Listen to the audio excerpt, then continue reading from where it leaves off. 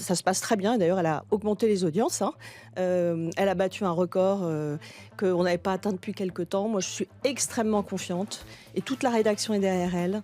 Je suis vraiment ravie de ce journal. Léa Salamé a-t-elle vraiment augmenté les audiences du 20h de France 2 comme l'a indiqué Delphine Ernotte? Allez, on va se plonger un peu dans les chiffres. En effet, le 10 septembre dernier, le soir de la mobilisation Bloquons tout, le JT de la 2 a signé sa meilleure performance depuis 4 mois. Mais est-ce que c'est l'arbre qui cache la forêt? Parce que depuis, Léa Salamé n'a plus du tout franchi la barre des 4 millions de téléspectateurs. Et selon les chiffres de Pure Média, le 20h de France 2 a réuni en moyenne 3,73 millions de téléspectateurs, soit 20% de PDA entre le 1er et le 25 septembre 2025. S'il fallait comparer avec Anne-Sophie Lapix sur la même période, l'année dernière, le JT avait informé 3,93 millions de personnes, soit 20,2% de l'ensemble du public. Si la PDA est quasi stable, le journal de Léa Salamé a attiré moins de personnes sur un an. Et donc, il est impossible de dire que les audiences ont progressé. Et surtout, l'écart avec son concurrent de TF1 a grandi sur un an. En cette rentrée, Gilles Boulot devance Léa Salamé de 1,48 million de téléspectateurs